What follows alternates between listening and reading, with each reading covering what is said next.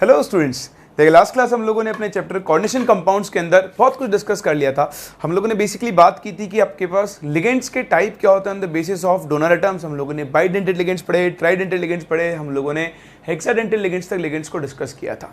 फिर मैंने आपको बताया कि कीलेटिंग लिगेंड्स क्या होते हैं, व्हाट आर कीलेट्स, कीलेट्स कैसे बनते हैं, कीलेट्स क्यों एक नॉर्मल कॉम्प्लेक्स से ज़्यादा स्टेबल होते हैं। ठीक, उसके बाद हम लोगों ने बात की थी, उससे पहले बात की थी एक्चुअली कोऑर्डिनेशन नंबर की। पर हमने एक बहुत इंपॉर्टेंट चीज़ सीखी थी कि अगर आपके पास एक मोनोडेंटेड लिगेंड है तो वो कोऑर्डिनेशन नंबर के अंदर 1 यूनिट का कंट्रीब्यूशन करता है, अगर बाइडेंटेड है 2 यूनिट का, ट्राइडेंटेड है तो 3 यूनिट का, और अगर वो हेक्साडेंटेड है तो वो 6 यूनिट्स का कंट्रीब्यूशन एक सेंट्रल एटम के कोऑर्डिनेशन नंबर के अंदर करता है।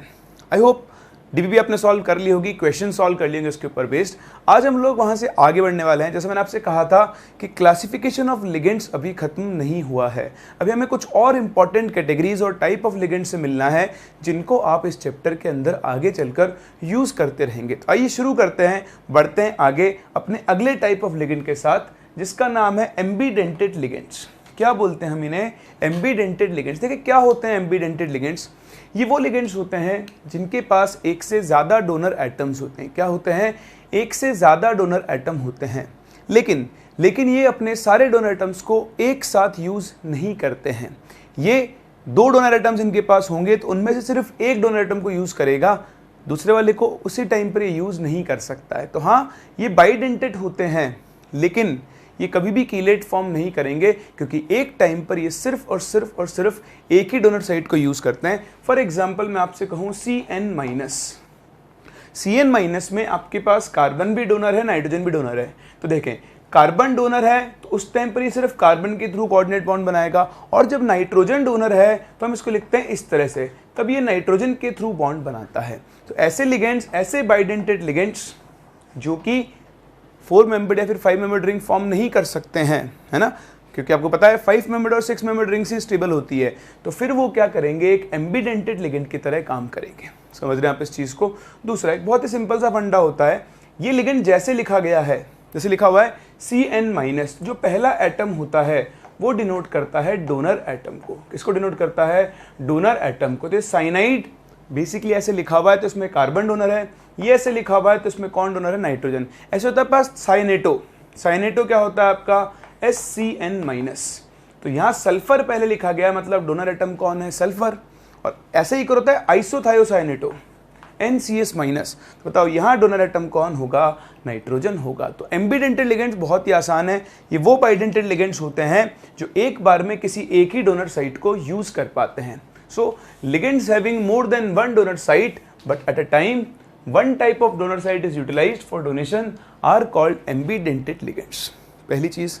दूसरी चीज जो मैंने आपको बताई, first letter of the formula of ligand denotes the donor atom. तो जिस तरह से लिगेंड लिखा गया है वो बहुत इंपॉर्टेंट है। जब आप आगे चल के कॉम्प्लेक्स कंपाउंड्स की नेमिंग पढ़ेंगे तो वहाँ आपको ये देखना पड़ेगा कि डोनर एटम कौन सा है। कई बार डोनर एटम के नाम से लिगेंड का नाम, डोनर एटम के टाइप से लिगेंड का नाम भी क्या हो जाता है? चेंज हो जाता है। तो अभी आप देखोगे कैसे चेंज होता है, बट जैसे मैंने आपको बताया, जब आपने लिगेंड का फॉर्मूला लिखा है तो जो फर्स्ट लेटर लिखा हुआ है वो आपके डोनर एटम को रिप्रेजेंट करता है। आइए डिस्कस करते हैं कुछ एग्जांपल्स ऑफ एम्बीडेंटेड लिगेंड्स। अगर आपने ये पार्ट कॉपी कर लिया है तो हो गया।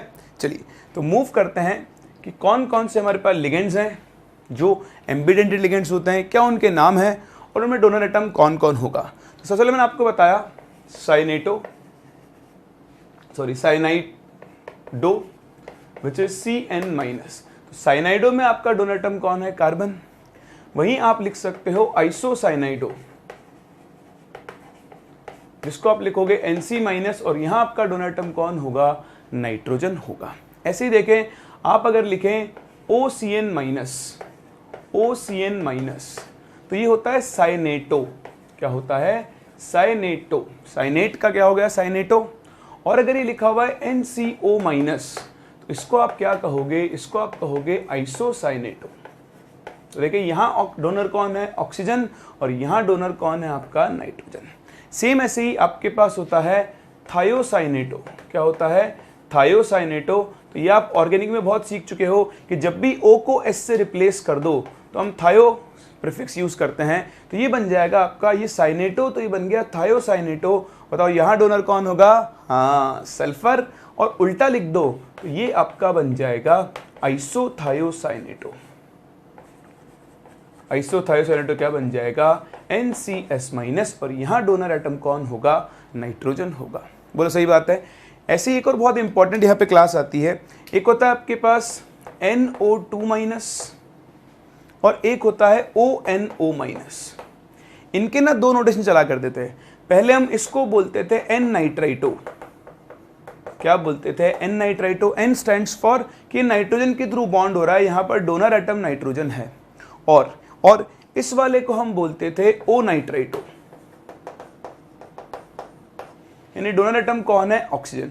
लेकिन अब इस कंफ्यूजन को दूर कर दिया गया है। क्या कर दिया गया है, दूर। अब हम जब आपका नाइट्रोजन डोनर होता है तो इस लिगेंड का नाम हम बोलते हैं नाइट्रो। क्या बोलते हैं, नाइट्रो। और जब आपका ऑक्सीजन डोनर है तो हम इसे नाम क्या देते हैं, हम इसे नाइट्राइटो नाम देते हैं। क्या देते हैं, नाइट्राइटो नाम देते हैं। तो ये आपके पास कुछ कॉमन एम्बिडेंटेड लिगेंड्स हैं, और इनमें जो सबसे इंपॉर्टेंट है, जिनको मैंने अलग कलर से लिखा है, इनका आप जरूर ध्यान रखें, नाइट्रो और नाइट्राइटो।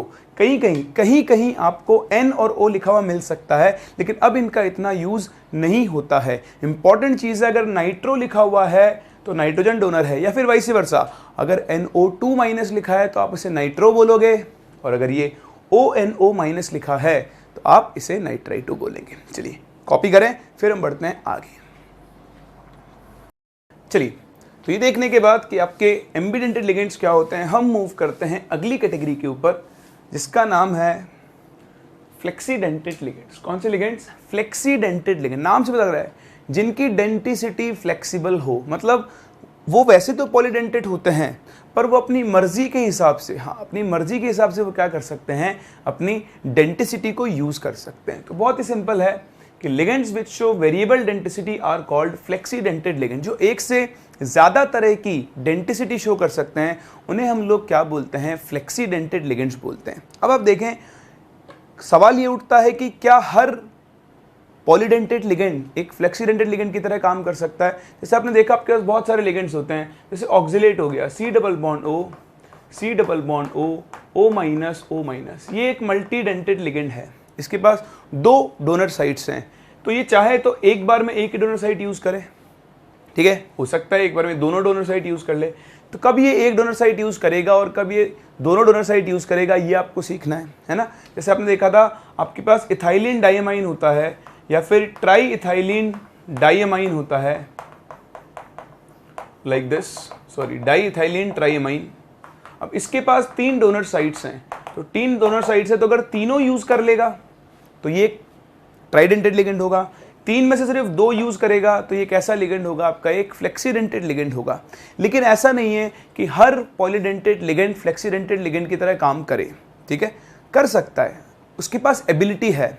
लेकिन एक कंडीशन होती है कि कब आपके पास कोई लिगेंड एक फ्लेक्सीडेंटेड लिगेंड की तरह काम कर सकता है। देखिए यहाँ पर, जब आपका ऑक्सिलेट सेंट्रल मेटल एटम से कोऑर्डिनेट बॉन्ड बनाएगा 1 2 3 4 5, ये एक 5 मेंबर्ड रिंग फॉर्म कर रहा है, जो कि रिलेटिवली एक स्टेबल रिंग है। तो ये ऑब्वियसली बाइडेंटेड की तरह ही काम करना चाहेगा। क्यों ये मोनोडेंटेड की तरह काम करेगा, जब इसकी रिंग कैसी बन रही है, स्टेबल बन रही है, कीलेट बन रहा है, एक ज्यादा स्टेबल कॉम्प्लेक्स फॉर्म हो रहा है। तो जब भी कोई आपका मल्टीडेंटेड लिगेंड 5 मेंबर्ड या फिर 6 मेंबर्ड रिंग फॉर्म कर रहा है, तो वो फ्लेक्सीडेंटेड लिगेंड की तरह काम नहीं करेगा। क्यों, क्योंकि वो अपनी डेंसिटी को कम नहीं करना चाहेगा। अगर ये सिंगल बॉन्ड बनाएगा तो ये रिलेटिवली क्या होगा, कम स्टेबल, क्योंकि यहां पर क्या फॉर्म हो रहा है, कीलेट फॉर्म हो रहा है। क्या मेरी बात को समझ पा रहे हैं, मैं आपको लॉजिक दे रहा हूं कि क्यों ये oxalate मल्टीडेंटेड ligand, sorry bidentate ligand होगा, लेकिन ये फ्लेक्सीडेंटेड नहीं होगा। तो बहुत सिंपल सी कंडीशन होती है, अगर आपके पास कोई लिगेंड 4 मेंबर की रिंग बना रहा है, कितने मेंबर की, 4 मेंबर, 4 मेंबर्ड रिंग बना रहा है, तो वो फ्लेक्सीडेंटेड लिगेंड की तरह काम कर सकता है। कहने का मतलब, वो चाहे तो रिंग बनाकर बाइडेंटेड की तरह भी काम कर लेगा, और वो चाहे तो एक बॉन्ड बनाकर मोनोडेंटेड लिगेंड की तरह भी काम कर लेगा। So this is the very important condition for flexidentate ligand. All ligands which can form 4 membered rings with central metal atom can generally act as flexidentate ligands. मैं आपको एग्जांपल दूं कार्बोनेट आयन का, CO3 2-, तो देखना ध्यान से आप, C double bond O, O-, O minus और N। अब देखो ये चाहे तो दो बॉन्ड, दोनों दो कोऑर्डिनेट बॉन्ड बनाकर एक 4 मेंबर्ड रिंग बना लेगा, ठीक। क्योंकि ये रिंग बहुत ज्यादा स्टेबल भी नहीं होती है, तो डिपेंडिंग ऑन सिचुएशन ये एक सिंगल डोनर की तरह भी काम कर लेगा और मेटल के साथ क्या करेगा, सिंगल कोऑर्डिनेट बॉन्ड फॉर्म करेगा। जैसे मैं आपको एग्जांपल दूं, हम ये एग्जांपल पहले भी डिस्कस कर चुके हैं, CONH3 होल 4 CO3, ठीक, और ये है Cl, और एक में कॉम्प्लेक्स का फॉर्मूला लिखूं CONH3 whole 5 CO3 and Cl। दोनों ही कॉम्प्लेक्स को अगर आप देखेंगे तो यहाँ कोबाल्ट का कोऑर्डिनेशन नंबर कितना होना चाहिए, 6, ठीक। देखें 4, यहाँ एक कोबाल्ट से ही इसका कोऑर्डिनेशन नंबर 6 हो रहा है। भाई अगर यहाँ पे कोबाल्ट सिर्फ एक कोऑर्डिनेट बॉन्ड बनाता तो इसके कोऑर्डिनेशन नंबर को 6 करने के लिए मुझे कितने कार्बोनेट चाहिए होते, 2 चाहिए होते, जो कि यहाँ पर है, सॉरी 2 चाहिए होते, लेकिन सिर्फ कितना है, 1।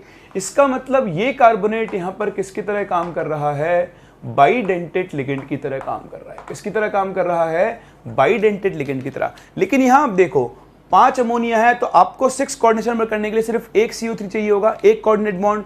तो इस वाले कॉम्प्लेक्स के अंदर ये आपका कार्बोनेट जो है ये किसकी तरह काम कर रहा है, मोनोडेंटेट लिगेंड की तरह काम कर रहा है। किसकी तरह काम कर रहा है, मोनोडेंटेट लिगेंड की तरह काम कर रहा है। तो देखो हो गया फ्लेक्सीडेंटेट। जब जरूरत पड़ी तो डेंसिटी 2 कर ली, जब जरूरत पड़ी अपनी डेंसिटी क्या कर ली, 1 कर ली। तो बस यही होते हैं आपके फ्लेक्सीडेंटेड लिगेंड्स, ऐसे लिगेंड्स जो कि सेंट्रल मेटल एटम के साथ 4 मेंबर्ड रिंग फॉर्म करेंगे, उन्हें हम लोग कौन से लिगेंड्स बोलते हैं, फ्लेक्सी लिगेंड। वही किसकी तरह काम कर सकते हैं, फ्लेक्सीडेंटेड लिगेंड की तरह। अगर आपके पास कोई 5 मेंबर्ड या फिर 6 मेंबर्ड रिंग फॉर्म कर रहा है तो वो एक स्टेबल रिंग बनाएगा और उस केस में वो फ्लेक्सीडेंटेड लिगेंड की तरह काम नहीं करेगा। तो ये आप डेफिनेशन लिखें, ये सबसे इंपॉर्टेंट पॉइंट है जो आपको हेल्प करेगा डिसाइड करने में कि गिवन स्पीसीज में से कौन सा लिगेंड आपका फ्लेक्सीडेंटेड लिगेंड होगा। और साथ ही आप ये एक एग्जांपल भी कॉपी कर लें, ये हम पहले भी डिस्कस कर चुके हैं लास्ट क्लास भी, लेकिन अब ध्यान से देखें आप, यहाँ कार्बोनेट बाइडेंटेड लिगेंड है, यहाँ ये मोनोडेंटेड है, अपनी डेंसिटी को ये चेंज कर रहा है, इसलिए इसे हम कौन सा लिगेंड बोलते हैं, फ्लेक्सीडेंटेड लिगेंड बोलते हैं। क्लियर है? चलिए क्लियर है तो आपके लिए मेरे पास एक छोटा सा क्वेश्चन है। आपके सामने कुछ एग्जांपल्स लिखे हुए, कुछ स्पीसीज, कुछ लिगेंड्स लिखे हुए हैं। आपको इनमें से पहचानना है कि कौन सा लिगेंड फ्लेक्सीडेंटेड की तरह काम कर सकता है। ट्राई करें।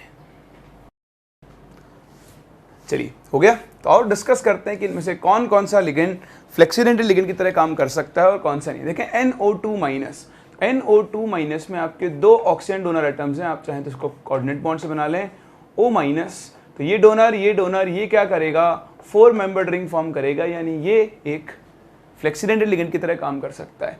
NO3 minus, N double bond O, ये O, फिर से आपके पास 2 ऑक्सीजन डोनर हैं जो सेंट्रल एटम के साथ 4 मेंबर्ड रिंग फॉर्म कर सकते हैं, यानी NO3 माइनस भी एक फ्लेक्सीडेंटेड लिगेंड की तरह काम करेगा। SO3 minus, S double bond O minus, ये भी करेगा, 4 मेंबर्ड रिंग फॉर्म कर सकता है ना। देखो यहाँ से डोनेट करेगा सेंट्रल मेटल एटम को और ये भी करेगा। SO4 minus, S double bond O minus, central metal atom, ये भी क्या करेगा, 4 मेंबर्ड रिंग फॉर्म करेगा। कैसा लिगेंड होगा, फ्लेक्सीडेंटेड। CN माइनस दिख रहा है आपको, CN माइनस में 2 डोनर एटम तो है लेकिन ये 4 मेंबर्ड रिंग फॉर्म नहीं करेगा, ये सिर्फ किसकी तरह काम करेगा, यूनिडेंटेड लिगेंड की तरह काम करेगा। किसकी तरह काम करेगा, यूनिडेंटेड। SCN माइनस आपने भी देखा था एम्बिडेंटेड होता है, ठीक है। तो ऑल्दो इसके पास क्या है, 2 डोनर एटम्स हैं पर ये दोनों डोनर एटम्स को एक साथ यूज नहीं कर सकता है। CH3C double bond O minus, तो CH3C double bond O minus, central metal atom क्या करेगा, ये भी एक फ्लेक्सीडेंटेड लिगेंड की तरह काम करेगा। C2O4 माइनस, इसका मैंने आपको भी एग्जांपल दिया था, C double bond O minus, C double bond O minus. तो ये आप देखें 1 2 3 4 5 स्टेबल रिंग फॉर्म कर रहा है, ये भी फ्लेक्सीडेंटेड लिगेंड की तरह काम नहीं करेगा। तो बहुत ही आसान होता है, आपको कभी लिगेंड्स में से पहचानना हो कि कौन सा फ्लेक्सीडेंटेड होगा तो आप ये देखोगे कि इनमें से कौन 4 मेंबर्ड रिंग फॉर्म कर रहा है। जो करेगा वो यहाँ पर किसकी तरह काम कर सकता है, फ्लेक्सीडेंटेड लिगेंड की तरह काम कर सकता है।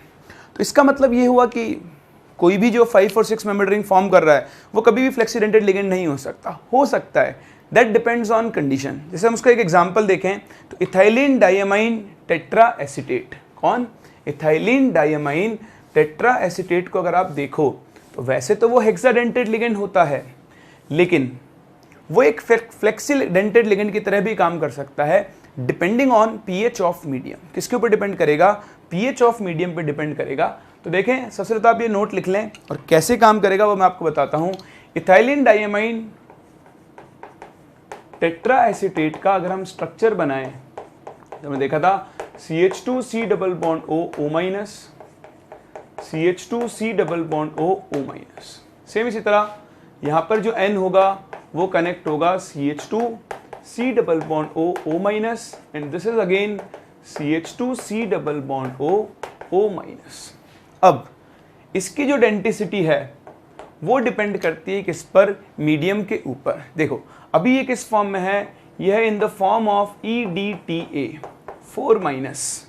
तो बताओ इसकी जो डेंसिटी है, क्या है डेंसिटी, वो कितनी है 6।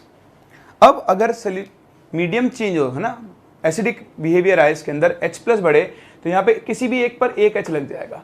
जैसे H लगा इसकी डोनेटेड टेंडेंसी क्या हो जाएगी, कम। अब आपके पास ये क्या बनेगा HEDTA 3 माइनस, तो इसकी एक डोनर साइड गायब हो चुकी है, अब इसकी डेंसिटी कितनी होगी 5। ऐसे आप इस पे एक और H लगा दो H2EDTA 2 माइनस, बताओ अब इसकी डेंसिटी कितनी होगी 4 होगी। ऐसे ही आप बात करो H3EDTA माइनस, बताओ डेंसिटी कितनी होगी 3, और मैं इसको लिख दूं H4EDTA, तो अब इसकी डेंसिटी कितनी होगी 2। अब सिर्फ ये 2 नाइट्रोजन क्या होंगे आपके डोनेशन के अंदर काम में आएंगे। समझ रहे हैं? आप सोच रहे होंगे यार OH लगने से ऐसा क्या हो गया। आप देखो अगर मैं OH लगा हुआ है और ऑक्सीजन के लोन पे डोनेट कर दूं तो ऑक्सीजन पे कौन सा चार्ज आएगा, पॉजिटिव। ये आपने ऑर्गेनिक में सीखा हुआ है कि एक more electronegative atom positive charge को होल्ड नहीं कर सकता है, इसलिए एक H लगने के बाद ये जो आपका O है ये डोनर एटम की तरह काम नहीं कर सकता है। तो ऑल्दो EDTA एक मल्टीडेंटेड लिगेंड है, लेकिन ये अपने कैरेक्टर की वजह से फ्लेक्सिडेंट की तरह काम नहीं कर रहा है, नहीं, ये डिपेंड कर रहा है एक्सटर्नल फैक्टर यानी मीडियम के ऊपर। अगर मीडियम एसिडिक हुआ तो डिपेंडिंग ऑन कि इसने कितने H गेन किए हैं इसकी डेंसिटी क्या होगी, उसी हिसाब से चेंज होगी और फिर ये किसकी तरह काउंट होगा, एक फ्लेक्सीडेंटेड लिगेंड की तरह काउंट होगा। बाकी हमारा रूल सिंपल है, अगर आपको 4 मेंबर रिंग दिख रही है तो वो लिगेंड आपका कैसा होगा, फ्लेक्सीडेंटेड लिगेंड होगा। सही है। चलिए ये हुए कुछ common type of ligands. एम्बीडेंटेड ligands क्या होते हैं, फ्लेक्सीडेंटेड लिगेंड्स क्या होते हैं। लास्ट क्लास हम लोगों ने बात की थी कि कीलेटिंग लिगेंड्स क्या होते हैं। अब आप मूव करने वाले बहुत ही इंपॉर्टेंट, बहुत ज़्यादा इंपॉर्टेंट कैटेगरी ऑफ लिगेंड्स के ऊपर, जो कि आपके बॉन्डिंग में और नोमेनक्लेचर में हेल्प करेंगे। अभी तक जो हमने लिगेंड्स देखे वो नॉर्मल टाइप के लिगेंड्स थे, इनको हर कोई बताता भी नहीं है, इसलिए भी आप ध्यान रखें, ये इंपॉर्टेंट है। So we are moving to the next category of ligands, जिनको हम बोलते हैं क्लासिकल और नॉन क्लासिकल लिगेंड्स। क्या नाम है, क्लासिकल और नॉन क्लासिकल लिगेंड्स। तो बहुत ध्यान से देखें, जब आप सारे एक साथ पढ़ लोगे उसके बाद सारी चीज़ें कनेक्ट हो जाएगी और आपको बड़ी आसानी से समझ में भी आएगी। समझ में तो अभी भी आएंगी, लेकिन एक साथ फिर जब कनेक्ट होता है ना तब और मज़ा आता है, और फिर जब उनको यूज़ करते हुए चलेंगे तो आपको उनको पढ़ने में, समझने में और भी ज़्यादा मज़ा आने वाला है ना। चलो तो शुरू करते हैं with the next category of ligands which are known as classical and non classical ligands.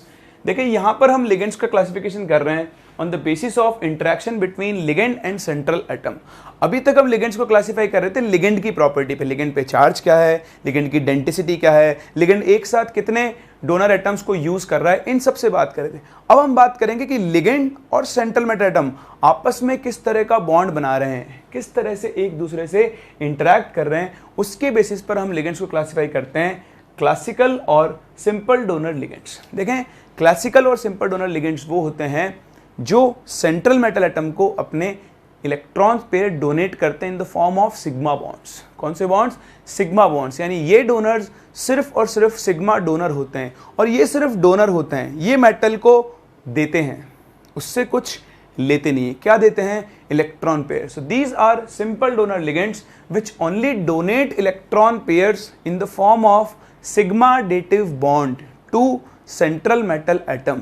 वो उससे कोई भी इलेक्ट्रॉन पेयर को एक्सेप्ट नहीं करते हैं। तो सिंपल है, these ligands only donate the lone pair of electron to the central metal atom. These are sigma donors, only donors, not acceptors. सिर्फ देते हैं, जैसे होता है ना अजय देवगन, आपने देखा होगा उस मूवी में, कौन सी मूवी थी, माइक, कौन सी, वो जैक्सन वैक्सन कोई मूवी थी, मैं लेता नहीं देता हूँ, है ना। तो ये वही है, ये लेता नहीं है, ये सिर्फ क्या होता है, देता है। क्या देता है? Electron pair. किसको? सेंट्रल मेटल एटम को। इन दीज लिगेंड्स, इनकी प्रॉपर्टी है कि क्योंकि ये इलेक्ट्रॉन ले नहीं सकते, रीजन क्या है कि इनके पास कोई वैकेंट ऑर्बिटल ही नहीं होता है, तो ना तो कोई वैकेंट ऑर्बिटल है इनके पास, ठीक है। तो ऐसे डोनर एटम जिनके पास वैकेंट ऑर्बिटल्स नहीं है, वो सब किसकी तरह काम करेंगे? क्लासिकल या फिर सिंपल डोनर्स। तो आपके सामने एग्जांपल भी है, फर्स्ट पीरियड और सेकंड पीरियड के जो डोनर एटम्स होते हैं, कार्बन हो गया, नाइट्रोजन हो गया, ऑक्सीजन हो गया, आप जानते हो फर्स्ट पीरियड और सेकंड पीरियड के पास वैकेंट डी ऑर्बिटल नहीं होते हैं। डी ऑर्बिटल तो पिक्चर में ही थर्ड पीरियड के बाद आते हैं। तो ऐसे डोनर एटम्स जो फर्स्ट पीरियड और सेकंड पीरियड को बिलोंग करते हैं, उन्हें हम लोग क्या कहेंगे? सिंपल डोनर या फिर क्लासिकल डोनर लिगेंड्स कहेंगे। तो इनके बहुत सारे एग्जाम्पल्स भी हैं, अगर आप एग्जाम्पल देखना चाहें ये रहे, NH3, H2O, F-, OH-, O2-, N3-, है ना। इसके अलावा आप कोई भी सेकंड पीरियड का एलिमेंट उठा लो, ठीक है, वो सबके सब किसके अंदर काउंट होंगे? क्लासिकल या फिर सिंपल डोनर लिगेंड्स के अंदर। अब जो सेकंड कैटेगरी आएगी, नाम से दिख रहा है, वो कौन सी होगी? Non classical. तो पहले आप ये कॉपी करो, फिर हम मिलते हैं नॉन क्लासिकल लिगेंड्स से। फिर देखें जो सेकंड कैटेगरी हमारी होती है, that is of non classical, that is donor as well as acceptor. ये इलेक्ट्रॉन पेयर देते भी हैं और साथ ही साथ ये सेंट्रल मेटल एटम से इलेक्ट्रॉन पेयर लेते भी हैं। तो आप ध्यान दें, यहाँ पर क्या होगा? मेटल से लिगेंड इलेक्ट्रॉन का ट्रांसफर होगा, यानी लिगेंड सेंट्रल मेटल एटम को इलेक्ट्रॉन पेयर डोनेट करेगा और ये मेटल हाथों हाथ हिसाब चुकाएगा। ये मेटल भी क्या करेगा? अपने इलेक्ट्रॉन पेयर को किसके साथ शेयर करेगा? लिगेंड के साथ। बैक बॉन्डिंग, याद है हमने केमिकल बॉन्डिंग में बैक बॉन्डिंग पढ़ी थी, उसी टाइप का इंटरेक्शन होता है। यहां से लिगेंड मेटल को इलेक्ट्रॉन पेयर डोनेट करेगा। ये जो है सिग्मा भी हो सकता है और पाई भी हो सकता है। क्या हो सकता है? हाँ, सिग्मा डोनेशन भी हो सकता है और पाई भी हो सकता है। लेकिन ये क्या होता है, हमेशा आपके पास इंटरेक्शन कैसा होगा? पाई। समझ रहे आप इस चीज को? तो नॉन क्लासिकल क्या होते हैं? जो सेंट्रल मेटल एटम को इलेक्ट्रॉन देते भी हैं और उस सेंट्रल मेटल एटम से इलेक्ट्रॉन पेयर कहां लेते हैं? अपने वैकेंट ऑर्बिटल्स के अंदर लेते हैं। किसके अंदर लेते हैं? वैकेंट ऑर्बिटल्स के अंदर लेते हैं। तो अगर हम इसे क्लासिकल लिगेंड से कंपेयर करें, तो एक क्लासिकल लिगेंड के केस में क्या होगा? सिर्फ लिगेंड सेंट्रल मेटल एटम को इलेक्ट्रॉन पेयर देगा, एक कोऑर्डिनेट बॉन्ड बनेगा, इसका बॉन्ड ऑर्डर कितना होगा? 1। सही है। लेकिन जब आपके पास एक नॉन क्लासिकल लिगेंड होगा तो वो देगा भी और लेगा भी। तो देखो, एक बॉन्ड तो यहां बन रहा है इसके डोनेशन की वजह से, और एक और पार्शियल बॉन्ड बनेगा बैक बॉन्डिंग की वजह से। तो उस केस में मेटल और लिगेंड के बीच का जो बॉन्ड ऑर्डर होता है वो ग्रेटर देन 1 होता है। तो सबसे पहली चीज, क्लासिकल लिगेंड की प्रेजेंस में बॉन्ड ऑर्डर कितना होगा? 1। लेकिन अगर आपके पास एक नॉन क्लासिकल लिगेंड प्रेजेंट है तो ये पक्का है कि मेटल और लिगेंड के बीच का बॉन्ड ऑर्डर क्या होगा? हमेशा 1 से ज्यादा होगा। एक चीज, इन लिगेंड्स को क्योंकि ये पाई इंटरेक्शन कर रहे हैं, मेटल से बैक बॉन्डिंग के थ्रू अपने वैकेंट ऑर्बिटल्स के अंदर इलेक्ट्रॉन पेयर ले रहे हैं, इनको हम लोग पाई एक्सेप्टर या फिर पाई एसिड लिगेंड्स भी बोलते हैं। क्या बोलते हैं? पाई एक्सेप्टर भी बोलते हैं, या फिर मैंने क्या बोलते हैं? पाई एसिड लिगेंड भी बोलते हैं। तीसरी चीज, ये जो बॉन्डिंग हो रही है जहां पे लिगेंड मेटल के साथ और मेटल लिगेंड के साथ दोबारा बॉन्ड बना रहा है, इस बॉन्डिंग को हम बोलते हैं सिनर्जिक बॉन्डिंग। क्या बोलते हैं? Synergic bonding. आगे चल के इसी चैप्टर में मैं आपको पूरा डिटेल में पढ़ाऊंगा कि सिनर्जिक बॉन्डिंग क्या होती है, क्या उसके यूजेस होते हैं, कैसे हम सिनर्जिक बॉन्डिंग से बॉन्ड लेंथ, स्ट्रेचिंग फ्रीक्वेंसीज और ये सब चीज़ें कंपेयर करते हैं। लेकिन उनको हम बाद में कवर करेंगे। अभी हम सिंपल क्लासिफिकेशन पे फोकस कर रहे हैं कि कैसे हम किसी लिगेंड को क्लासिकल और नॉन क्लासिकल लिगेंड्स की कैटेगरी के अंदर कैटेगराइज कर सकते हैं। तो आइए शुरू करते हैं एक एक करके पॉइंट्स। फर्स्ट पॉइंट अब बताया, these ligands are also known as pi acid और पाई एक्सेप्टर लिगेंड्स, क्योंकि ये सेंट्रल मेटल एटम से क्या होंगे? पाई इलेक्ट्रॉन्स का इंटरेक्शन करेंगे, बेसिकली बैक बॉन्डिंग टाइप चीज ये करेंगे। Second, as they not only donate the lone pair to the central metal atom, also accept electrons from CMA in their vacant orbitals in the form of pi bond। तो pi bond की form में ये central metal atom से electrons ले रहे हैं, इसलिए मैंने क्या बोलते हैं, पाई एसिड या फिर पाई एक्सेप्टर लिगेंड्स बोलते हैं। अगला पॉइंट जो मैंने बताया, इस तरह का जो बैक डोनेशन होगा जहां लिगेंड मेटल से और मेटल लिगेंड से बॉन्ड फॉर्म कर रहा है, उससे हम कौन सी बॉन्डिंग बोलते हैं, सिनर्जिक बॉन्डिंग बोलते हैं। और फर्दर अभी तो हमने नॉन क्लासिकल को डिफाइन किया है, अब ये नॉन क्लासिकल भी फर्दर दो और टाइप के हो सकते हैं। तो वो दो और टाइप क्या होते हैं बताऊं, करें शुरू, या आप कॉपी कर लीजिए फटाफट से एक बार, है ना। चलो इसे जल्दी से आप कॉपी कर लो, ये नहीं बनाना है आपको, सिर्फ ये लिखना है, इसको लिख लो, फिर हम मूव करते हैं फर्दर क्लासिफिकेशन के ऊपर। फिर देखें जो आपकी अगली कैटेगरी है, मतलब नॉन क्लासिकल में जो दो टाइप्स होते हैं अलग अलग, that is first is sigma donor and pi acceptor ligand. नाम से तो लग रहा है ये सेंट्रल मेटल एटम को सिग्मा बॉन्ड की फॉर्म में इलेक्ट्रॉन पे डोनेट करेंगे और खुद किसकी फॉर्म में एक्सेप्ट करेंगे, पाई बॉन्ड की तरह। अब देखें क्लासिफिकेशन में, फिर क्लासिफिकेशन, तो मैं आपको एक चीज़ बता दूं, आपको क्लासिफिकेशन याद नहीं रखना है, नहीं, आपको समझना है और आगे चलना है, ठीक है। कुछ यहाँ पे रटने का नहीं है, आपसे कोई ये नहीं बोलने वाला है कि classify the types of non classical ligands, नहीं, ये सब नहीं पूछने वाला है आपसे, तो आपकी चिंता मत करो। देखो तो मैं पढ़ा रहा हूँ आपको, तो मुझे उसी ऑर्डर में उसी फैशन में पढ़ाना होगा। मेन चीज़ जो याद रखनी है, मैं फाइनली आपको समराइज करके बताऊंगा कि एक्चुअल पॉइंट क्या है जो हम यहाँ डिस्कस करना चाह रहे हैं। तो देखें एक्चुअल पॉइंट ये है कि सिग्मा डोनर है अभी अपने पास, यानी सेंट्रल मेटल एटम को सिग्मा इलेक्ट्रॉन्स देगा और उससे पाई बॉन्ड्स की फॉर्म में क्या करेगा, इलेक्ट्रॉन लेगा। ये जो सिग्मा डोनर पाई एक्सेप्टर होते हैं, इनकी भी फर्दर और दो टाइप्स होते हैं। तो टाइप वन में क्या होगा, ध्यान दें, टाइप वन में क्या करेगा, ये सेंट्रल मेटल एटम को तो इलेक्ट्रॉन पेयर देगा इन द फॉर्म ऑफ सिग्मा, और जब इससे पाई इलेक्ट्रॉन लेगा तो ये उन पाई इलेक्ट्रॉन्स को लेगा अपने एंटी बॉन्डिंग ऑर्बिटल्स के अंदर। कौन से ऑर्बिटल्स के अंदर, एंटी बॉन्डिंग जो मॉलिक्यूलर ऑर्बिटल्स होते हैं, जो पाई स्टार ऑर्बिटल्स होते हैं, उनके अंदर क्या करेगा, ये इलेक्ट्रॉन्स लेगा और कौन सा बॉन्ड फॉर्म करेगा, पाई बॉन्ड फॉर्म करेगा। So this is type one, जो बेसिकली डोनेट करता है electron pair to the central metal atom sigma bond की फॉर्म में, और एक्सेप्ट करता है electron from the central metal atom in their pi star orbitals, या आप चाहो तो उसके ब्रैकेट में लिख सकते हो anti bonding molecular orbitals.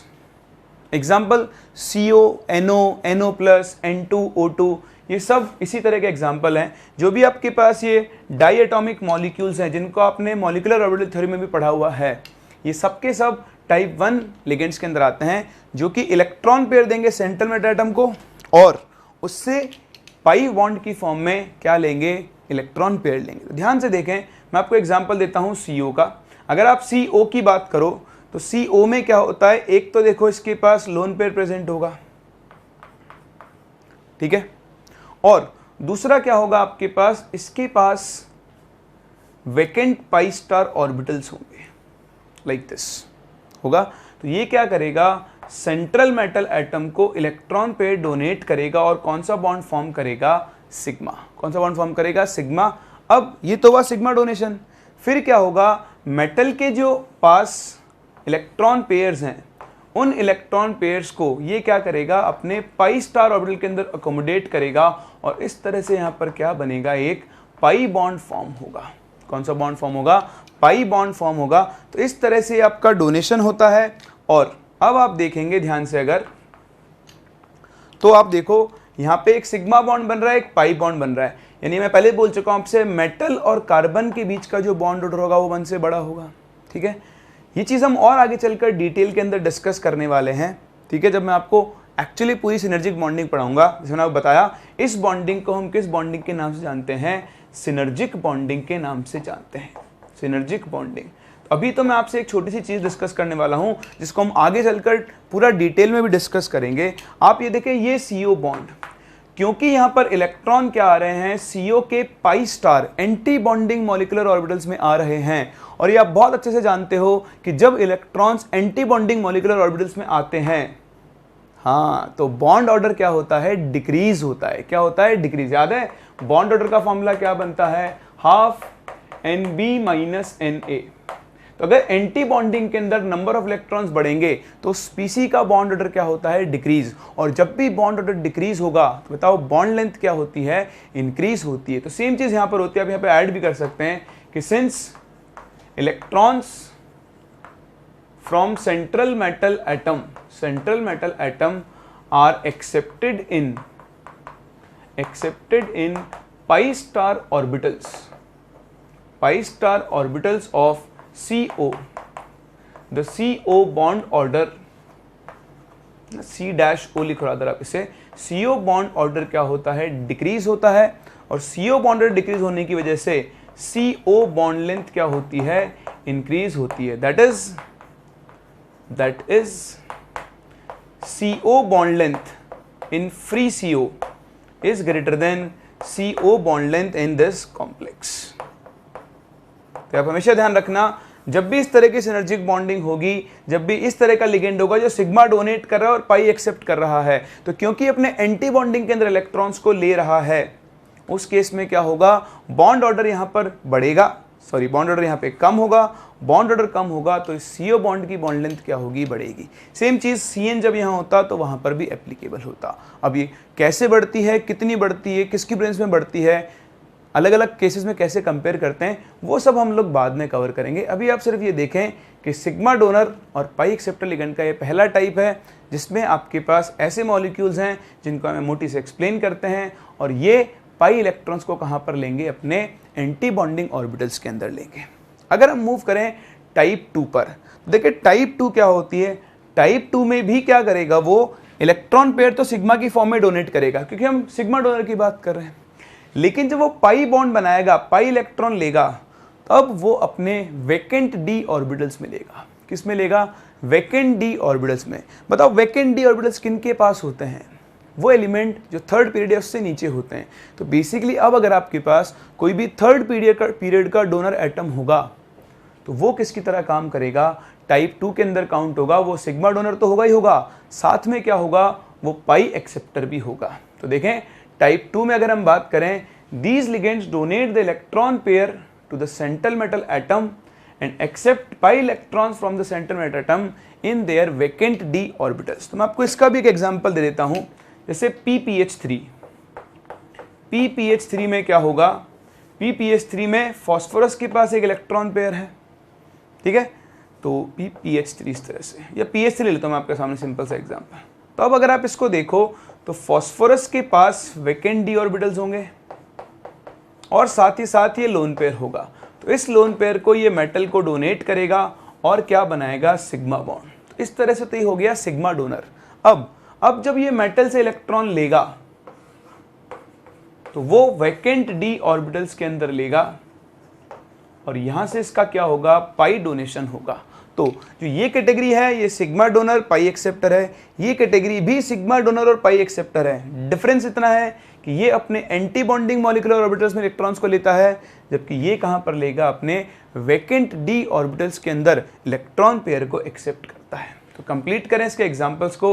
PH3, PF3, PPH3, कोई भी थर्ड पीरियड का डोनर होगा जिसके पास वैकेंट डी ऑर्बिटल्स होते हैं, वो नॉन क्लासिकल लिगेंड्स की इस कैटेगरी के अंदर फॉल होगा. तो ये थे आपकी नॉन क्लासिकल लिगेंड की पहली category, sigma donor and pi acceptor. उसके भी दो टाइप हैं, टाइप 1 जो अपने एंटी बॉन्डिंग मॉलिक्यूलर ऑर्बिटल में इलेक्ट्रॉन्स को लेंगे, और टाइप 2 जो अपने वैकेंट डी ऑर्बिटल्स के अंदर इलेक्ट्रॉन्स को लेंगे. कॉपी करें. फिर हम मूव करते हैं अपनी अगली कैटेगरी के ऊपर जो आप प्रिडिक्ट कर सकते हैं. अगर ये सिग्मा डोनर और पाई एक्सेप्टर थे, हाँ, तो वो पाई डोनर होगा और साथ में क्या होगा, पाई एक्सेप्टर भी होगा. तो मिलवाता हूं मैं आपको उनसे. सबसे पहले आप इन्हें कॉपी करें. फिर देखें, मूव करते हैं आगे अपनी अगली कैटेगरी के ऊपर, that is second category of non classical ligands which are pi donors and pi acceptors. यानी अब ये डोनेट भी पाई इलेक्ट्रॉन करेंगे और एक्सेप्ट भी क्या करेंगे, पाई इलेक्ट्रॉन्स ही करेंगे. ठीक है. अब देखें, इनके बहुत सारे एग्जांपल्स हैं और यही सबसे इंपॉर्टेंट कैटेगरी है.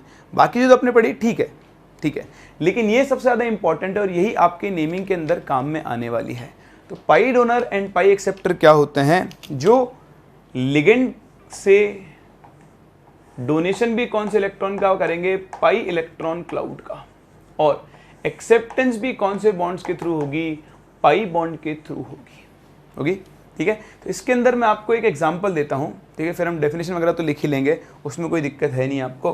तो यहां पर आप देखें, एक और चीज मैं आपको बता दूं, यहां पर लिगेंड के पास क्या होते हैं, पाई बॉन्ड्स होते हैं, फिर पाई इलेक्ट्रॉन क्लाउड होता है. जो वो सेंट्रल मेटल एटम को डोनेट करेगा, और सेंट्रल मेटल एटम से ये जो पाई इलेक्ट्रॉन्स लेगा, पाई इलेक्ट्रॉन्स वो कहाँ पर लेगा, अपने एंटी बॉन्डिंग मॉलिक्यूलर ऑर्बिटल्स के अंदर लेगा। तो इसको मैं आपको एक एग्जांपल से एक्सप्लेन करता हूँ। हमारे पास एक कंपाउंड होता है जिसे हम ज़ीस सॉल्ट के नाम से जानते हैं। The formula of this compound is PtCl3C2H4। ये आपका इथाइलिन ग्रुप है, ठीक है। तो आप देखें यहाँ पर क्या होगा, जब प्लेटिनम तो 3 तो क्लोरीन से इस तरह से अटैच्ड होगा, ठीक है, ये आप 3 क्लोरीन ले लो कहीं पर भी, और फोर्थ केस में क्या होगा, ये इथाइलिन के साथ अटैच्ड होगा। तो Cl को मैं इधर बना लेता हूँ, है ना, मेनली इसकी बात करते हैं अब। तो ये इथाइलिन ग्रुप है, C double bond C H H H और H। तो मैं आपको इसके बारे में एक और इंपॉर्टेंट चीज़ बताऊंगा, पर पहले मैं आपसे बॉन्डिंग डिस्कस कर लूँ इसकी। तो यहाँ पर क्या है, कार्बन कार्बन के बीच में एक तो सिग्मा बॉन्ड है और दूसरा आपके पास कौन सा बॉन्ड है, पाई बॉन्ड है। This is your pi electron cloud, ठीक। तो ये क्या करेगा, इसका पाई electron cloud central metal atom को डोनेट करेगा और यहां से क्या होगा, इनके बीच में एक पाई बॉन्ड बनेगा। यानी बेसिकली ये आपका पाई डोनर है जो कि पाई इलेक्ट्रॉन क्लाउड को सेंट्रल मेटल एटम को डोनेट कर रहा है, ठीक है। अब आपका जो सेंट्रल मेटल एटम है उसके पास क्या होंगे, इलेक्ट्रॉन पेयर्स होंगे। इन इलेक्ट्रॉन पेयर्स को ये कार्बन एटम्स कहाँ पर एक्सेप्ट करेंगे, अपने एंटी बॉन्डिंग ऑर्बिटल्स में। ये इनके पाई स्टार ऑर्बिटल्स हैं। कौन से ऑर्बिटल्स हैं, पाई स्टार ऑर्बिटल्स में डोनेशन होगा और यहाँ पर भी क्या होगा, आपके पास पाई डोनेशन होगा। तो लिगेंड देता भी पाई डोनर की फॉर्म में है और एक्सेप्ट भी किस फॉर्म में करता है, पाई इलेक्ट्रॉन्स की फॉर्म में ही एक्सेप्ट करता है। इसीलिए मैंने pi donor and pi acceptor ligands बोलते हैं, एक चीज। दूसरी चीज, क्योंकि यहां पर डोनेशन इथाइलिन के पाई स्टार ऑर्बिटल्स के अंदर हो रहा है, इसका मतलब ये जो सीसी बॉन्ड है इसकी बॉन्ड लेंथ क्या हो चुकी होगी, नहीं डिक्रीज नहीं होगी, बढ़ेगी। पाई स्टार में आ रहा है तो बॉन्ड ऑर्डर डिक्रीज होगा, और बॉन्ड ऑर्डर डिक्रीज होगा तो बॉन्ड लेंथ क्या होगी, इंक्रीज। तो एक चीज तो आप यहां पर ऐड कर सकते हैं कि since the pi electrons are accepted in pi star anti-bonding molecular orbitals of C2H4, the CC bond length increases due to decrease in bond order, and CC bond length in this complex is greater than free CC bond length या CC bond length in free C2H4। तो पहली चीज ये हमेशा होगा ही होगा, जब pi donation anti bonding molecular orbitals के अंदर हुआ है तो क्या होगा, जो बॉन्ड ऑर्डर होगा वो डिक्रीज होगा, बॉन्ड ऑर्डर डिक्रीज होगा तो बॉन्ड लेंथ क्या होगी, इंक्रीज होगी। और इसलिए कभी भी आप कंपेयर करोगे तो ये सीसी बॉन्ड लेंथ जो होगी वो फ्री सीसी बॉन्ड लेंथ से क्या होगी, हमेशा ज्यादा होगी, क्योंकि यहाँ बॉन्ड ऑर्डर परफेक्ट 2 होगा, जबकि यहाँ एंटी बॉन्डिंग में इलेक्ट्रॉन आने की वजह से बॉन्ड ऑर्डर क्या हो चुका होगा, डिक्रीज हो चुका होगा। बात नंबर 1। बात नंबर 2 क्या है, अगर मैं आपसे बोलूं ethylene C double bond C H H H और H, ये आप सीख चुके हो। यहाँ कार्बन sp2 है, यहाँ कार्बन sp2 है। ये इथाइलिन आपका कैसा होता है, प्लेनर। तो अगर मैं फ्री इथाइलिन की बात करूं तो वो कैसा होता है, प्लेनर। लेकिन आप यहाँ देखें, यहाँ पर जैसे ही पाई बॉन्ड फॉर्म होगा, यहाँ पर इलेक्ट्रॉन क्लाउड्स के बीच में क्या होगा, रिपल्शन। तो उस रिपल्शन को मिनिमाइज करने के लिए, ये क्या होता है, 90 डिग्री से रोटेट हो जाता है। कैसे होता है, रोटेट। और ये आपकी स्ट्रक्चर क्या हो जाती है, नॉन प्लेनर। कैसे हो जाती है, नॉन प्लेनर। यानी इस केस में ये जो आपका मॉलिक्यूल है CH3CH4, ये इस प्लेन के परपेंडिकुलर लाई करता है। कैसे लाई करता है, परपेंडिकुलर। यानी एक्चुअल इसका जो स्ट्रक्चर होता है कुछ ऐसा होता है कि आपका प्लेटिनम है, इधर क्लोरीन है, और लेट्स से इधर भी एक क्लोरीन है, ठीक है। यहां पर क्या होगा, जो C डबल बॉन्ड C है आपका, वो इस तरह से क्या होगा, अपने प्लेन को चेंज कर चुका होगा। So this ethylene is C2H4 is perpendicular to the plane of PtCl3। तो जो आपका बाकी का PtCl3 वाला पार्ट बचा है, ये और ये कुछ इस तरह होते हैं एक दूसरे के परपेंडिकुलर। अगर आपका PtCl4 इस प्लेन में लाई कर रहा है तो इथाइलिन मॉलिक्यूल उसके परपेंडिकुलर प्लेन में लाई करता है। मतलब अब यहां पर ये कैसा हो चुका होता है, नॉन प्लेनर हो चुका होता है। कैसा हो चुका होता है, नॉन प्लेनर। तो ये है आपका पाई डोनर और पाई एक्सेप्टर लिगेंड। ये डोनेट भी पाई इलेक्ट्रॉन्स की फॉर्म में कर रहा है और ये एक्सेप्ट भी पाई इलेक्ट्रॉन्स की फॉर्म में कर रहा है। और since accepted electrons anti bonding orbitals में जा रहे हैं, बॉन्ड रेट डिक्रीज होगा, एक चीज। और ये चीज स्पेसिफिकली इसी कंपाउंड के लिए है, इसे नाम से याद रखें। ये जेई के अंदर आपसे डायरेक्टली पूछा जा सकता है कि यहां पर जो इथाइलिन है या ये जो आपका कंपाउंड है, ये प्लेनर होगा या नहीं। आप आगे चल के हाइब्रिडेशन सीखोगे, इसका हाइब्रिडेशन DsP2 ही आएगा। कितना आएगा, DsP2 ही, और वो प्लेनर होना चाहिए।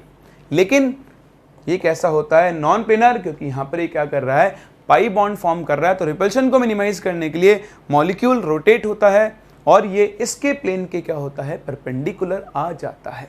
चलिए, तो अब आ गई आपकी बारी एक बार चीजों को कॉपी करने की। डेफिनेशंस देखते हैं पहले। Here the ligands has filled pi orbitals और पाई इलेक्ट्रॉन क्लाउड बोल दो, which overlaps with vacant d orbitals of central metal atom giving a pi bond. तो यहां पर और यहां पर इसका वैकेंट ऑर्बिटल और इसका फिल्ड पाई ऑर्बिटल आपस में ओवरलैप कर रहे हैं और पाई बॉन्ड फॉर्म कर रहे हैं। दूसरा, ये लिगेंड सेंट्रल मेटल एटम से इलेक्ट्रॉन एक्सेप्ट करते हैं इन देयर पाई स्टार ऑर्बिटल, जिनको आप अगेन ABMO बोल सकते हो।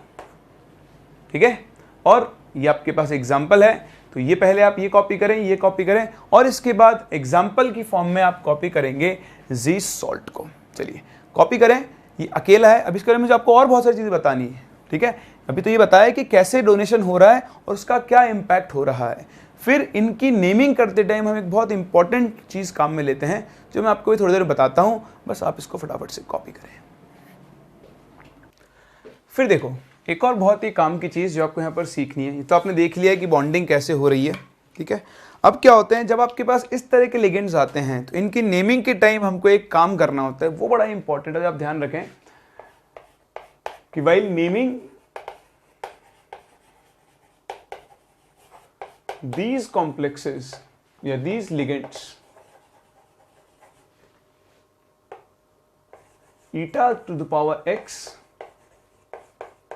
prefix is used। क्या यूज करते हो आप, eta to the power x prefix use करते हो। ठीक है, तो अब लिख लेना, अभी मैं आपको समझा देता हूं कि eta to the power x का मतलब क्या है। यहां पर x जो होती है, x is called hapticity of ligand. अभी आप लिखना मत, है ना, लिखने के लिए मैं आपको पूरा दे दूंगा, चिंता मत करो। इसको हम बोलते हैं हेप्टिसिटी ऑफ लिगेंड। हेप्टिसिटी का मतलब क्या होता है कि आपका लिगेंड जो पाई इलेक्ट्रॉन डोनेट कर रहा है, वो पाई इलेक्ट्रॉन कितने एटम्स के बीच में डीलोकलाइज्ड है ना, या फिर कितने एटम्स के बीच में वो डिस्ट्रीब्यूटेड है। जैसे आप यहाँ देखो, ये जो पाई बॉन्ड है 2 कार्बन एटम्स के बीच में, कितने कार्बन एटम्स के बीच में है, 2 कार्बन एटम्स। तो इसकी हेप्टिसिटी है 2। जब इसका नाम लिखेंगे तो eta to the power 2 use करेंगे। क्या यूज करेंगे, eta to the power 2। Very important, बहुत इंपॉर्टेंट है ना। अभी हम जब आगे नेमिंग करने चलेंगे तो वहां ये चीज आपके काम में आने ही वाली है। ठीक है, तो x क्या होता है, यहाँ पर x is hapticity of ligand which is the number of atoms involved in pi donation. देखो अभी आप समझ लोगे, मैं आपको और एग्जांपल दे रहा हूं। जैसे यहां आपने देखा इथाइलिन C2H4, तो C2H4 में क्या होता है, अगर आप स्ट्रक्चर बनाओ C double bond C H H H और H, जो आपका पाई बॉन्ड है वो 2 कार्बन एटम के बीच में क्या है, इन्वॉल्व है, इसलिए इसको हम लिखेंगे ईटा टू द पावर 2। ठीक है, यहां पर ये पाई इलेक्ट्रॉन डोनेट कर रहे हैं, 2 इलेक्ट्रॉन डोनर है। कितना इलेक्ट्रॉन डोनर है, 2 इलेक्ट्रॉन डोनर है, क्योंकि एक पाई बॉन्ड में 2 ही इलेक्ट्रॉन्स होंगे। सही है, चलिए इस तरह आप देखें। दूसरा एग्जांपल बेंजीन। कौन, बेंजीन। बेंजीन क्या होता है, C6H6। अगर आप बेंजीन को देखो तो बेंजीन के अंदर जो इलेक्ट्रॉन क्लाउड होता है वो डीलोकलाइज्ड फॉर्म में होता है। बताओ कितने कार्बन एटम्स के बीच में डीलोकलाइज्ड होता है, 6, और बेंजीन में कितने पाई बॉन्ड होते हैं? 3, तो 3 इंटू 2 ये बेसिकली 6 इलेक्ट्रॉन डोनर है और इसकी हेप्टिसिटी होगी 6, तो हम इसे लिखेंगे ईटा टू द पावर 6। इसका एग्जाम्पल होता है फेरोसिन। फेरोसिन आपका एक कंपाउंड होता है, फेरोसिन नहीं, जैसे सीआर का एक कंपाउंड है सैंडविच टाइप का। देखें ये इस तरह से क्या हो रहा है, 2 बेंजीन के साथ कौन सा लिगेंड, कौन सा बॉन्ड फॉर्म कर रहा है? पाई बॉन्ड फॉर्म कर रहा है। तो ये पाई डोनर लिगेंड है। और एक चीज मैं आपको बता दूं, ये बहुत इंपॉर्टेंट है। अगर आप मुझसे यहाँ पूछो क्रोमियम का कोऑर्डिनेशन नंबर, तो मैं बोलूंगा नॉट डिफाइंड। क्या बोलूंगा? Not defined. जब आपके पास एक से ज्यादा, कितने? एक से ज्यादा पाई डोनर लिगेंड्स एक साथ सेंट्रल मेटल एटम के साथ बॉन्ड फॉर्म कर रहे हैं, क्या कर रहे हैं? बॉन्ड फॉर्म कर रहे हैं, तो उस केस में हम सेंट्रल मेटल एटम के कोऑर्डिनेशन नंबर की बात नहीं करते हैं। तो जब मुझसे यहाँ क्रोमियम का कोऑर्डिनेशन नंबर पूछोगे तो मैं यहाँ उसको कुछ नहीं बोलूंगा, will not be applicable here, ध्यान रखना, ठीक है। चलिए और एग्जांपल देता हूँ। देखो मैं आपको बेंजीन के बाद मैं आपको मिलवाता हूँ एक बहुत ही अच्छे कंपाउंड से, that is C5H5 minus, cyclopentadienyl, ठीक है। अभी जो आपका C5H5 माइनस है ये 2 तरह से काम करता है। ये एज सिग्मा डोनर भी काम कर सकता है, एज सिग्मा डोनर, और ये साथ साथ किसकी तरह काम कर सकता है? As pi donor. अभी आपको समझना होगा, बहुत इंपॉर्टेंट है। जब ये सिग्मा डोनर काम करेगा तो देखें ये इसकी स्ट्रक्चर होती है डबल बॉन्ड डबल बॉन्ड। यहां पर आपका नेगेटिव चार्ज होगा, नेगेटिव चार्ज मतलब यहां 2 इलेक्ट्रॉन पेयर है, और यहां पर ये किसकी तरह काम कर रहा है? Sigma donor. तो यहां पर ये सिर्फ 2 इलेक्ट्रॉन डोनर होगा, और इसकी हेप्टिसिटी की अगर आप बात करो तो इसकी हेप्टिसिटी होगी 1। तो आप चाहो तो इसे ईटा टू द पावर 1 लिख सकते हो, या फिर लिखो भी मत तो भी कोई फर्क नहीं पड़ेगा, क्योंकि ये यहाँ पर सिग्मा डोनर है। हम बात कर रहे हैं कौन से डोनर की? पाई डोनर की। लेकिन जब ये पाई डोनर है, अच्छा आपको कैसे पता लगेगा कि ये सिग्मा डोनर है? तो क्वेश्चन में या जो आपका एग्जाम्पल है जो कॉम्प्लेक्स है, तो साफ साफ लिखा हुआ होगा सिग्मा C5H5 माइनस। तो अगर ऐसा लिखा हुआ है तो मतलब ये क्या है? आपका सिग्मा डोनर है। आप नहीं डिसाइड कर सकते, इसकी शक्ल देखकर आप नहीं बोल सकते कि वो सिग्मा डोनर होगा या पाई डोनर होगा। लिख कर देगा तभी आप बात करोगे। ऐसे ही देखें यहाँ पर, अब एज पाई डोनर काम करेगा तो हम यहाँ लिख के देंगे पाई C5H5 माइनस। उस केस में क्या होगा? यहाँ पर आपका पाई इलेक्ट्रॉन डीलोकेशन के अंदर इन्वॉल्व होगा। किसके अंदर इन्वॉल्व होगा? डीलोकेशन के अंदर इन्वॉल्व होगा। तो देखें 2 electron 2 electron 2 electron, total 6 electrons होंगे जो डीलोकेशन में इन्वॉल्व होंगे। तो उस केस में ये 6 इलेक्ट्रॉन डोनर होगा। कितने इलेक्ट्रॉन डोनेट करेगा? 6। ये भी बहुत इंपॉर्टेंट है। अभी आप आगे चलकर एक टॉपिक पढ़ोगे इफेक्टिव एटॉमिक नंबर, वहां आपको पता होना चाहिए कि जो लिगेंड है ये कितने इलेक्ट्रॉन डोनेट कर रहा है। और 1 2 3 4 5 5 एटम्स के बीच में आपका इलेक्ट्रॉन क्लाउड डीलोकलाइज्ड है, तो इसे हम बोलेंगे ईटा टू द पावर 5। क्या कहेंगे? ईटा टू द पावर 5। ऐसे ही देखें आपके पास एक और ग्रुप होता है जिसे आप जानते हो by the name of allyl. क्या बोलते हैं? Allyl. This is C3H5 minus. ये जो आपका अलाइल है ये भी सिग्मा डोनर और पाई डोनर दोनों हो सकता है। तो ध्यान देना, जब ये एज सिग्मा डोनर काम करेगा, सिग्मा डोनर, तो इसको हम ऐसे लिखेंगे CH2 double bond CH single bond CH2 minus. तो अपना ये वाला इलेक्ट्रॉन पेयर डोनेट करेगा। उस केस में ये 2 इलेक्ट्रॉन डोनर होगा। कितना होगा? 2 इलेक्ट्रॉन। लेकिन जब ये एज पाई डोनर काम करेगा, किसकी तरह काम करेगा? Pi donor. तो इसको हम लिखते हैं ऐसे, देखो ये 3 कार्बन और इलेक्ट्रॉन क्लाउड पूरा इसके ऊपर डिस्ट्रीब्यूटेड होगा। इस केस में देखो डीलोकेशन होगा, ये लोन पेयर इधर, ये इधर आ जाएगा। तो उस केस में ये 4 इलेक्ट्रॉन डोनर होगा। और ये 4 इलेक्ट्रॉन कितने कार्बन के बीच में इन्वॉल्व है? 3। तो इसकी हेप्टिसिटी कितनी होगी? 3। तो ये होते हैं आपके pi donor and pi acceptor ligands, जो डोनेट भी पाई बॉन्ड की फॉर्म में करते हैं और एक्सेप्ट भी पाई बॉन्ड की फॉर्म में करते हैं। जब हम इस तरह के लिगेंड्स के नाम लिखते हैं तो हम ईटा टू द पावर x लिखते हैं, जहां पर x होती है हेप्टिसिटी ऑफ लिगेंड, यानी कितने एटम्स पाई डोनेशन के अंदर इन्वॉल्व हैं। तो अगर आप यहां पर ध्यान से देखें, आप लिखना शुरू कर सकते हैं। पहला ये चीज आप लिखें कि भाई इनकी नेमिंग हम क्या करते हैं, जहां पर लिखा था वहीं से कंटिन्यू करें। फिर ये 2 एग्जाम्पल लिखें, दिख रहा है आपको एग्जाम्पल, और ये वाला एग्जाम्पल भी लिखें, सही है। उसके बाद ये आप सब कुछ कॉपी कर लें, ये आपको ध्यान रखना है, रटने नहीं बैठना है, ठीक है, बहुत सिंपल है। अगर पाई देखो पाई C5H5 माइनस लिखा है तो हम इसे पाई डोनर मानेंगे, सिग्मा C5H5 माइनस लिखा है तो हम इसे सिग्मा डोनर मानेंगे। बस आपको ध्यान रखना है कि जब ये सिग्मा डोनर है तो ये 2 इलेक्ट्रॉन डोनर होगा, हेप्टिसिटी 1 होगी, एक कार्बन है।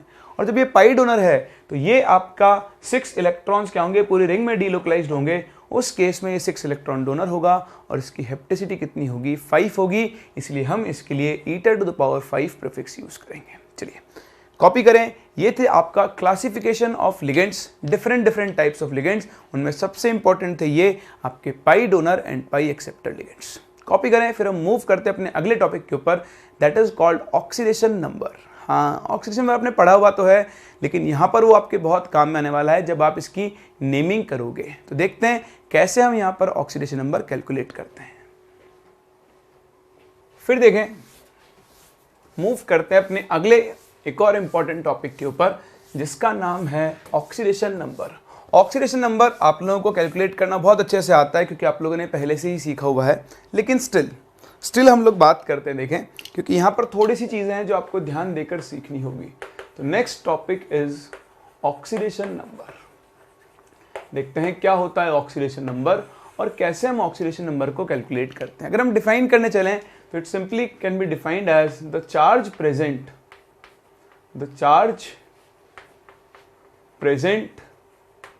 ऑन, ऐसे लिख लो, द चार्ज ब्रैकेट में आप लिख लें, रियल भी हो सकता है या फिर आप वर्चुअल भी निकाल सकते हो, on central metal atom in a complex, उसी को हम लोग क्या कहेंगे, उसका ऑक्सीडेशन नंबर बोलेंगे। समझ रहे हैं आप इस चीज को। अब देखें, ऑक्सीडेशन नंबर निकालना बहुत आसान है। आपके पास जो भी चार्ज लिगेंड होंगे उनके चार्ज को आप उनका ऑक्सीडेशन नंबर मान के चलोगे। नेगेटिवली चार्ज है तो नेगेटिव और पॉजिटिवली चार्ज है तो पॉजिटिव। न्यूट्रल लिगेंड का चार्ज हम कितना लेकर चलेंगे, 0। तो फॉर एग्जांपल मैं आपके सामने एक कॉम्प्लेक्स लिखता हूं, जैसे ये CONH3 Cl2SO4, ठीक है, और इधर मैं लगा लेता हूं K, ठीक।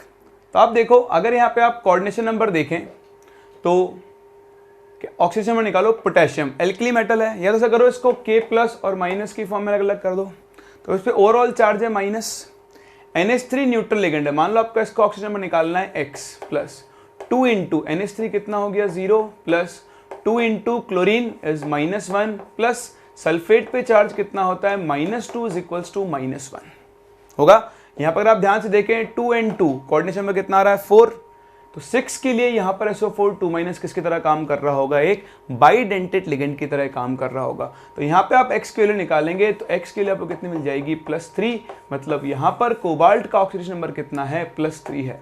देखें K3Fe(CN6), आप देखें एल्कली मेटल है, चाहो तो अलग अलग कर लो, +1 ये 3- हो जाएगा, ये नॉर्मल देख लो।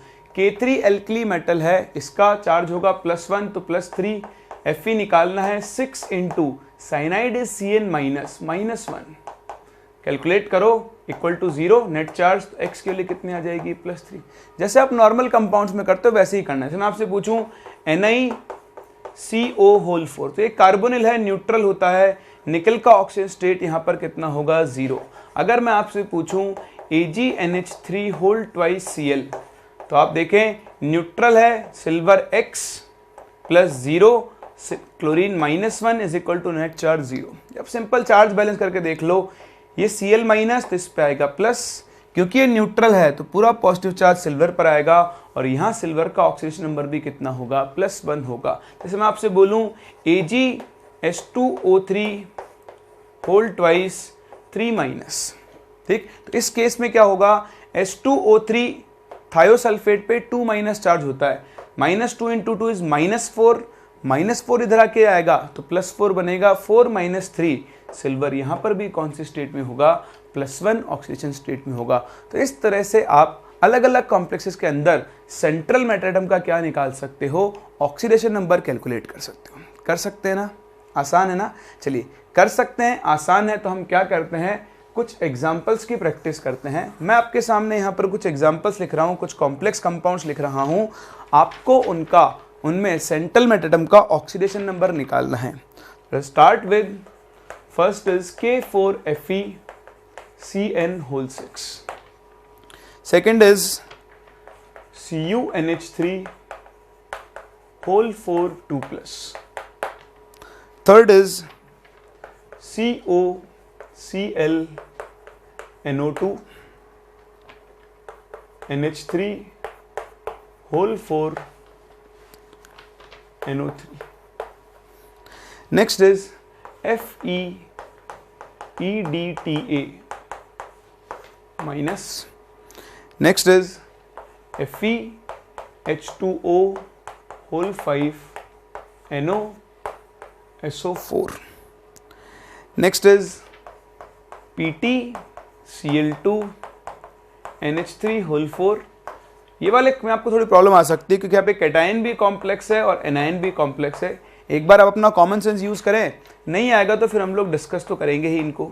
COCl2 आपके पास है NH3 4 थ्राइस और इधर है आपका CrCN6। सेम इसी तरह आपके पास है PtNH3 4 और PtCl4। चलिए इन सब में आपको सेंट्रल में एटम का कोऑर्डिनेशन नंबर निकालना है। एक बार ट्राई करें, फिर एक एक करके हम इन सारे केसेस को डिस्कस करते हैं। हो गया? चलिए तो और डिस्कस करते हैं एक एक करके।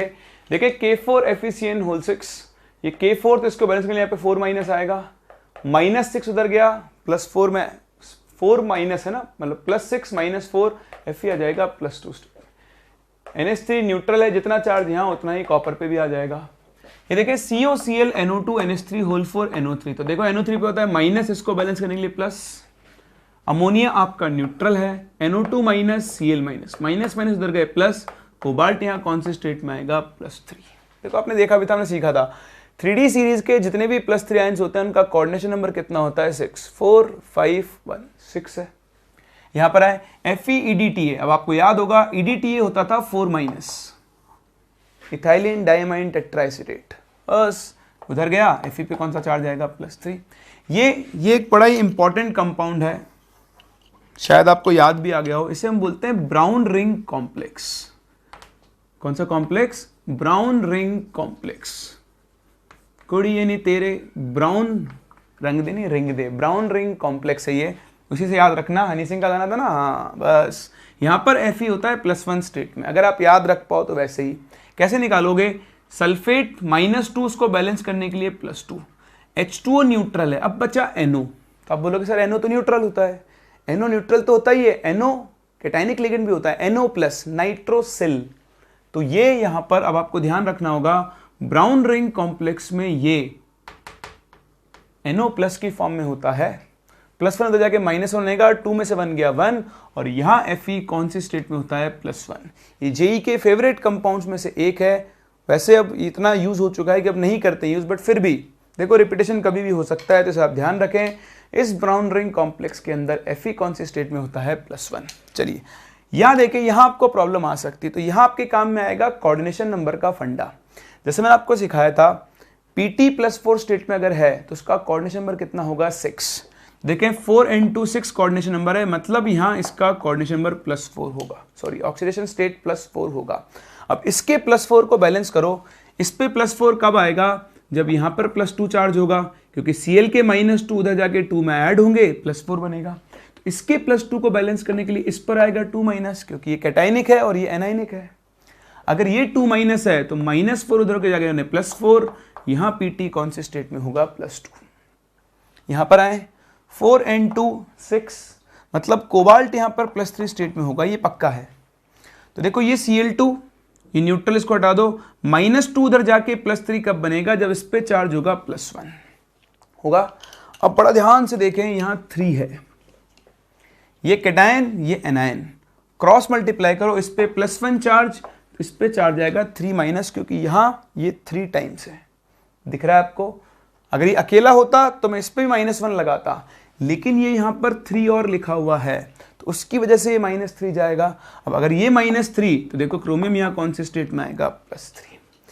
जब आपके पास कैटायन और एनायन दोनों ही कॉम्प्लेक्स हो तो आप इसी कंसेप्ट से इनके ऑक्सीडेशन नंबर्स निकाल सकते हैं। यहाँ देखें PTNS3 4 कोऑर्डिनेशन नंबर है, यहाँ पर भी 4 कोऑर्डिनेशन नंबर है। तो 4 कोऑर्डिनेशन जब है तो ये +2 स्टेट में होगा, तो PT यहाँ +2 में होगा तो इस पर +2 चार्ज क्योंकि तो न्यूट्रल है। इसके +2 को बैलेंस करने के लिए -2 चार्ज, तो PT यहाँ पर भी +2 स्टेट में है और यहाँ पर भी +2 स्टेट में है। समझ रहे हैं? तो इस तरह से हम किसी भी गिवन कॉम्प्लेक्स के अंदर सेंट्रल मेटल एटम का क्या निकाल सकते हैं, ऑक्सीडेशन नंबर कैलकुलेट कर सकते हैं। मैं आपको इस पे बहुत ज़्यादा प्रैक्टिस इसलिए नहीं करवा रहा हूँ कि जब हम नाम लिखने चलेंगे, नेमिंग करने चलेंगे, तो हम वहाँ पर हर बार हमें ऑक्सीडेशन नंबर निकालना ही होगा, तो वहाँ पर हम और अच्छे से प्रैक्टिस कर लेंगे। समझ गए? अभी तो मेरे को आपको बेसिक आइडिया देना था कि कैसे हम एक कॉम्प्लेक्स कंपाउंड के अंदर सेंट्रल मेटल एटम का ऑक्सीडेशन नंबर कैलकुलेट करते हैं। तो आज का लेक्चर बहुत ही इंपॉर्टेंट था क्योंकि आज के लेक्चर में आपने बहुत नई नई चीज़ें सीखी है। आपने सीखा कि पहले तो हमने देखा फ्लेक्सीडेंटेड और एम्बिडेंटेड लिगेंड्स क्या होते हैं, ठीक है, अच्छी बात है, वैसे वो इंपॉर्टेंट है, आपको बताऊं एक्चुअली, तो उनके ऊपर क्वेश्चंस भी पूछे जाते हैं, तो आपको पता होना चाहिए कि कौन सा लिगेंड एम्बिडेंटेड है, कौन सा फ्लेक्सीडेंटेड है, और वो ऐसा इतना डिफिकल्ट नहीं है। जो मेन चीज़ आपने सीखी है आज, वो सीखे क्लासिकल और नॉन क्लासिकल लिगेंड्स, और नॉन क्लासिकल लिगेंड्स में भी जो सबसे इंपॉर्टेंट थे वो थे पाई डोनर्स एंड पाई एक्सेप्टर, जिनकी भी थोड़ी देर पहले हमने बात की, जिनके लिए हम e⁻⁴ टर्म यूज़ करते हैं। तो एक बार आप उन्हें ध्यान से पढ़ें, वो आपको समझ में आने चाहिए, उनको यूज़ करना आना चाहिए। फिर हम नेमिंग करेंगे तो वहाँ उनको और यूज़ करेंगे, आपको और क्लैरिटी आती जाएगी। और दूसरी चीज़, आपको एक कॉम्प्लेक्स के अंदर सेंट्रल मेटल एटम का ऑक्सीडेशन नंबर कैलकुलेट करना आना चाहिए। अब आज जो चीज़ें मैंने आपको सिखाई, पाई एसिड लिगेंड्स और ऑक्सीडेशन नंबर, ये मैं यूज़ करूंगा अगले लेक्चर में। अगले लेक्चर में हम फिर से एक और बहुत ही इंपॉर्टेंट टर्म पढ़ने वाले हैं, इफेक्टिव एटॉमिक नंबर। शायद नाम आपने सुना हो, नहीं सुना है तो हम सुन लेंगे। तो इफेक्टिव एटॉमिक नंबर क्या होता है, कैसे हम उसे कैलकुलेट करते हैं, हम ये सब सीखेंगे। और उसके बाद हम सीखेंगे नेमिंग, कि कैसे हम कॉम्प्लेक्स कंपाउंड्स की नेमिंग करते हैं। तो हम लोग मिलते हैं नेक्स्ट लेक्चर, यहाँ से आगे कंटिन्यू करते हैं। तब तक आप अपना ध्यान रखें और मैं अपना ध्यान रखूँगा। तो see you in the next lecture, take care, bye bye.